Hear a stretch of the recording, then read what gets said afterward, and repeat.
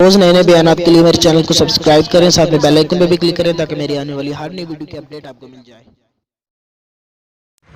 بسم اللہ الرحمن الرحیم۔ تاجدار رسالت صلی اللہ علیہ وآلہ وسلم نے فرمایا، ظلم کرنے سے بچو۔ نبی دو عالم صلی اللہ علیہ وآلہ وسلم نے فرمایا، اللہ عز و جل قیامت کے دن قسم ذکر کر کے فرمائے گا، مجھے اپنی عزت کی قسم، آج کوئی بھی ظلم کی سزا پائے بغیر نہیں رہے گا۔ تاجدار دو جہاں صلی اللہ علیہ وآلہ وسلم نے فرمایا، ایک منادی ندا کرے گا، فلاں بن فلاں کہاں ہے؟ وہ اپنی نیکیوں سمیت آئے گا، اس کی نیکیاں پہاڑوں کی مانند ہوں گی اور لوگ نظریں اونچی کر کے اسے دیکھیں گے۔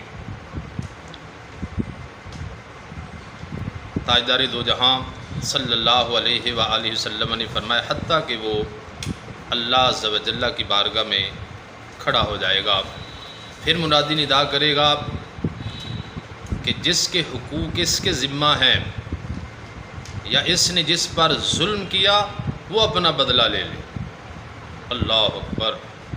تاجدار دو جہاں صلی اللہ علیہ وآلہ وسلم نے فرمایا کہ لوگ رحمان عز و جل کی بارگاہ میں کھڑے ہو جائیں گے اور اللہ عز و جل فرمائے گا، میرے اس بندے سے اپنے حقوق لے لو۔ لوگ عرض کریں گے، ہم اس سے کس طرح حقوق لیں؟ اللہ ارشاد فرمائے گا، اس کی نیکیاں لے لو۔ لوگ اس کی نیکیاں لینا شروع کریں گے، حتیٰ کہ کوئی بھی نیکی باقی نہیں رہے گی، لیکن بدلہ لینے والے بھی باقی ہوں گے۔ اللہ ارشاد فرمائے گا، اس سے اپنا حق لے لو۔ لوگ کہیں گے، اس سے کس طرح حق لیں؟ اس کی کوئی بھی نیکی باقی نہیں رہی۔ تو اللہ ارشاد فرمائے گا، اس پر اپنے گناہوں کو لاد دو۔ معزز سامعین کرام،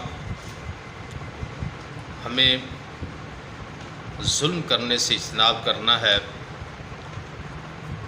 کسی پر کسی اعتبار سے ہم ظلم نہ کریں۔ ملاوٹ کرنا یہ بھی ظلم ہے، خیانت کرنا یہ بھی ظلم ہے، توہین کرنا یہ بھی ظلم ہے، تحقیر کرنا یہ بھی ظلم ہے، والدین کی نافرمانی بھی ظلم ہے، والدین کو ستانا بھی ظلم ہے، پڑوسی کو اذیت پہنچانا بھی ظلم ہے۔ ظلم کی کئی ایک صورتیں ہیں اور ظلم کی بڑی داستانیں ہیں۔